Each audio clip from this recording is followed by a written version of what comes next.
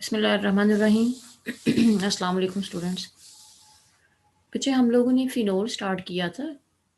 Alcohol और फ़िनोल वाले chapter में हम लोगों ने फ़िनोल स्टार्ट किया था। फ़िनोल की हम लोगों ने कल थोड़ा सा उसकी प्रिपरेशन पढ़ी थी और उसकी फ़िज़िकल प्रॉपर्टीज़ जो है ना वो पढ़ी थी। आज हम लोगों ने स्टडी करना है इसकी एसिडिक नेचर, कि फ़िनोल जो है वो एसिडिक नेचर रखता है और क्यों रखता है। ठीक है, सबसे पहले तो मैं आप लोगों के साथ जो है ना वो थोड़े से रिएक्शन शेयर करने लगी हूँ जिसमें फ़िनोल जो है वो एसिडिक बिहेवियर शो करता है। फ़िनोल एसिडिक बिहेवियर किस तरह से शो करता है, ये अपना OH जो है इसमें से अपना प्रोटॉन जो है वो लॉस कर सकता है। ठीक है, अब वो वाले रिएक्शन आपको सामने नज़र आ रहे हैं। उनमें से एक रिएक्शन है कि फ़िनोल को हम अगर हम लोग सोडियम मेटल के साथ रिएक्ट करवाएं तो सोडियम मेटल जो है इस हाइड्रोजन को रिप्लेस कर देगा और उसकी जगह आ जाएगा। ठीक है, और इस तरह से जो है ना वो सोडियम फिनो ऑक्साइड की फॉर्मेशन हो जाती है, यानी हाइड्रोजन इसमें से लॉस हो गया और फिनो ऑक्साइड की फॉर्मेशन हो गई। ये तो था कि सोडियम मेटल के साथ इसका रिएक्शन। इसी तरह से ये पोटाशियम मेटल के साथ अपना रिएक्शन शो कर सकता है, यानी पोटाशियम मेटल भी क्या करेगा, इसमें से ये हाइड्रोजन को रिप्लेस कर देगा और यहाँ पे पोटाशियम मेटल जो है ना यानी पोटाशियम फिनो ऑक्साइड आ जाएगा। ठीक है, यहाँ से ये साबित होता है कि फिनोल जो है वो अपना हाइड्रोजन लॉस कर सकता है और कोई भी स्पीशी जो अपना हाइड्रोजन लॉस कर सकती हो वो बिहेव करती है एज अ एसिड। ठीक है, अब यहाँ पे है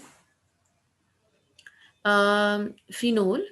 फिनोल का सोडियम हाइड्रोक्साइड के साथ इसका रिएक्शन। ठीक है, सोडियम हाइड्रोक्साइड के साथ इसका रिएक्शन देखें तो यहाँ से हाइड्रोजन और यहाँ से OH, ठीक है, लॉस हो जाएगा और वाटर की फॉर्मेशन हो जाएगी, यानी ये वाला हाइड्रोजन और ये वाला OH। ठीक है, ये वाटर की फॉर्मेशन हो जाएगी और सोडियम जो है वो हाइड्रोजन की जगह आ जाएगा। ठीक है, तो इस तरह से जो है ना वो बन जाता है सोडियम फिनो ऑक्साइड। ये सोडियम हाइड्रोक्साइड के साथ रिएक्शन बिल्कुल इसी तरह का रिएक्शन जो है वो पोटाशियम हाइड्रोक्साइड के साथ आ जाएगा, तो हाइड्रोजन निकल जाएगा और पोटाशियम उसकी जगह ले लेगा, तो ये क्या आ जाएगा, पोटाशियम फिनोऑक्साइड की फॉर्मेशन। ठीक है, इसका मतलब है कि ये वो रिएक्शन है जिसमें फिनोल ने एसिडिक बिहेवियर शो किया। ठीक है, अब बच्चे हम लोग आ जाते हैं कि acidic behaviour of phenol, book का पेज मैंने आप लोगों के साथ शेयर किया है। तो उन्होंने कहा कि phenol is much more acidic then alcohol. देखो, अल्कोहल में भी OH ग्रुप होता है और फिनोल में भी OH ग्रुप होता है, लेकिन फिनोल जो है वो एसिडिक बिहेवियर शो करता है। अल्कोहल जो है उस तरह से एसिडिक बिहेवियर शो नहीं कर सकते, बस less acidic then carboxylic acids. अब कार्बोक्सिलिक एसिड्स कौन से ग्रुप होते हैं, जिनमें C double bond OH group होता है, उनको हम लोग क्या बोलते हैं कि ये क्या है, कार्बोक्सिलिक एसिड। ठीक है, तो कार्बोक्सिलिक एसिड्स जो है ना ये स्ट्रॉन्ग एसिड्स होते हैं, तो फिनोल जो है वो बहुत वीक एसिड है as compare to carboxylic acid. ठीक है, it dissolves readily in alkali, alkalis में ये फौरन डिजॉल्व हो जाता है, but it is too weak. Alkalis के साथ इसका रिएक्शन ये शो करता है कि ये एसिडिक है।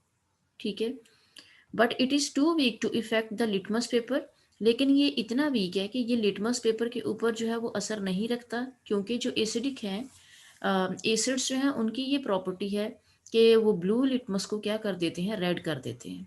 ठीक है, और दूसरा जो है एसिड की ये खूबी है कि ये कार्बन डाइऑक्साइड जो है कार्बोनेट्स में से इवॉल्व कर सकते हैं, यानी कार्बोनेट्स के साथ जब हम लोग इसका रिएक्शन करवाएं, सपोज कर लो कि सोडियम कार्बोनेट है आपके पास। ठीक है, तो अगर हम लोग HCl के साथ उसका रिएक्शन करवाते हैं तो HCl या सल्फ्यूरिक एसिड के साथ अगर कार्बोनेट्स का रिएक्शन करवाएंगे तो कार्बोनेट्स में से कार्बन डाइऑक्साइड गैस एफरवेसेंस के साथ निकल जाती है।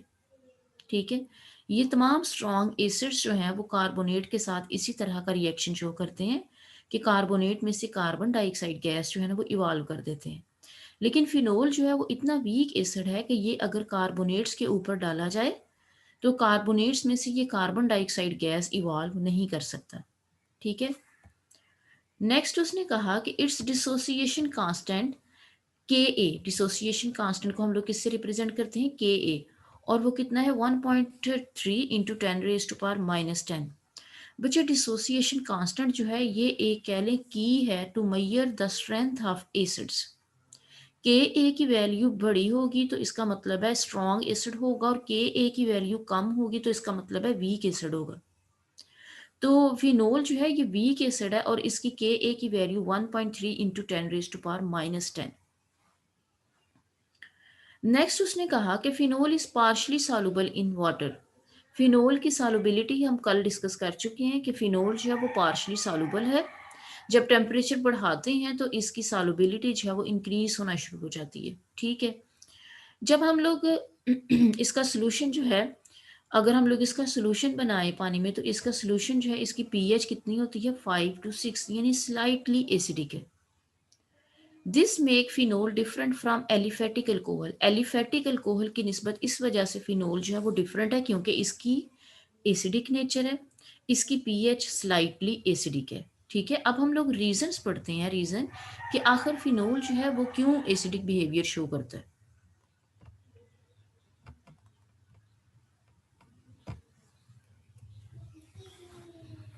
अब बच्चे आप लोगों को पता है कि जब फिनोल ने अपना H+ लॉस कर दिया, जब H+ लॉस करेगा तो ये बन जाएगा फिनो ऑक्साइड आयन। ये किस में कन्वर्ट हो गया? फिनो ऑक्साइड आयन में। अब फिनो ऑक्साइड आयन स्टेबल है। ठीक है, और वो स्टेबल क्यों है? Due to resonance. क्योंकि ये ऑक्सीजन के ऊपर जो नेगेटिव चार्ज है या इलेक्ट्रॉन है ये इन्वॉल्व हो जाते हैं बेंजीन रिंग के साथ, और बेंजीन रिंग के साथ रेजोनेट करना शुरू हो जाते हैं। इस वजह से जो है ना वो स्टेबल है। बेटे याद रखना, कोई भी एसिड जब हाइड्रोजन लॉस करता है तो उसके बाद जो एनायन बचता है अगर वो स्टेबल है तो हम कहेंगे कि ये एसिडिक नेचर रखता है। यानी कि जो एसिड है वो एसिडिक नेचर, जितना ज़्यादा स्टेबल एनायन होगा उतना ज़्यादा स्ट्रॉन्ग एसिड होगा।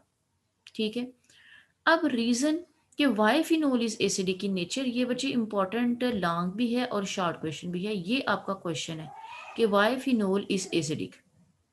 ठीक है, यहां से इसकी जो है ना आंसर जो है वो यहां से शुरू हो जाता है। यहां से आपने क्या करना है इसका आंसर। ठीक है, कि the reason why phenol is acidic. तो इसकी रीजन समझाने से पहले मैं आपको इसकी रेजोनेंस स्ट्रक्चर जो है ना वो आपको बता देती हूँ कि रेजोनेंस स्ट्रक्चर जो है ना वो क्या कहती हैं। ठीक है, देखिए बच्चे ये फिनो ऑक्साइड आयन है, ये नेगेटिव चार्ज जो है वो यहाँ पे शिफ्ट हुआ है। तो यहाँ पे कौन सा बॉन्ड आ जाएगा? Double bond. जब यहाँ पे डबल बॉन्ड आ गया तो ये एडजेसेंट डबल बॉन्ड जो है ना वो नहीं रहेंगे, ये वाला डबल बॉन्ड टूटेगा और इसके ऊपर यहाँ पे क्या आ जाएगा? Negative charge. ठीक है, अब यहाँ पे क्या आ गया? Double bond. ये आपके पास डबल बॉन्ड है, यहाँ पे नेगेटिव चार्ज है, नेगेटिव चार्ज आगे शिफ्ट हो जाएगा। जब नेगेटिव चार्ज अगले बॉन्ड पे शिफ्ट हो गया तो यहाँ पे कौन सा बॉन्ड आ जाएगा? Double bond. तो ये वाला डबल बॉन्ड टूटेगा, ये वाला डबल बॉन्ड टूटेगा तो नेगेटिव चार्ज कहाँ पे शिफ्ट हो जाएगा? इस कार्बन के ऊपर। ठीक है, अब यहाँ पे ये कार्बन आगे, इलेक्ट्रॉन आगे शिफ्ट होंगे। जब यहाँ पे शिफ्ट होंगे तो यहाँ पे कौन सा बॉन्ड आ जाएगा? Double bond. और ये वाला डबल बॉन्ड टूटेगा और इलेक्ट्रॉन शिफ्ट हो जाएगा इस कार्बन के ऊपर। ठीक है, बिल्कुल उसी तरह से अब यहाँ पे नेगेटिव चार्ज, यहाँ पे डबल बॉन्ड आ चुके हैं पहले ही। ठीक है, ये नेगेटिव चार्ज आगे फर्दर शिफ्ट होगा तो यहाँ पे डबल बॉन्ड आ जाएगा और ये वाला डबल बॉन्ड टूट जाएगा और दोबारा से ऑक्सीजन के ऊपर कौन सा चार्ज आ जाएगा? नेगेटिव। ठीक है, इस तरह से Fino oxide ion, Fino oxide ion जो है वो स्टेबल होता है क्योंकि फिनो ऑक्साइड आयन में ये जो ऑक्सीजन के ऊपर इलेक्ट्रॉन है ये इन्वॉल्व हो जाते हैं बेंजीन रिंग के साथ। तो ये फिनो ऑक्साइड आयन जो है इसकी स्टेबिलिटी पे डिपेंड करती है इसकी एसिडिक नेचर। तो चूंकि ये रेजोनेटिंग इफेक्ट रखता है या यूं कह लो रेजोनेंस की वजह से ये स्टेबल हो जाता है फिनो ऑक्साइड आयन, इस वजह से जो है ना वो हम लोग कहते हैं कि ये स्टेबल है। अगर हम लोग अल्कोहल की बात करें तो अल्कोहल का फार्मूला है, जनरल फार्मूला मैं लिख रही हूँ, अल्कोहल का जनरल फार्मूला है ROH। ठीक है, अगर हम लोग इसका हाइड्रोजन जो है वो रिप्लेस कर दें तो ये वाला जो आयन है इसमें यानी R, ये नेगेटिव। तो ये वाला जो आयन है इसमें रेजोनेंस मतलब पॉसिबल नहीं है, तो इस वजह से जो है ना अल्कोहल जो एलिफेटिक अल्कोहल्स हैं वो एसिडिक बिहेवियर शो नहीं करते। ठीक है। अब यहाँ पे उसने क्या लिखा है कि why the reason why phenol is acidic, it lies in the nature of phenoxide ion, यानी ये इसकी एसिडिक नेचर डिपेंड करती है फिनो ऑक्साइड आयन पे। The negative charge on oxygen atom can become involve with the pi electronic cloud on the benzene ring, benzene ring के pi electronic cloud के साथ जो है ना वो इन्वॉल्व हो जाता है। ठीक है। द नेगेटिव चार्ज इज दस डीलोकलाइज्ड इन द रिंग। ठीक है, इस तरह से ये नेगेटिव चार्ज जो है वो डीलोकलाइज्ड हो जाता है रिंग में। And the Fino oxide ion become relatively stable, इस तरह से जो फिनो ऑक्साइड आयन है ये स्टेबल हो जाता है।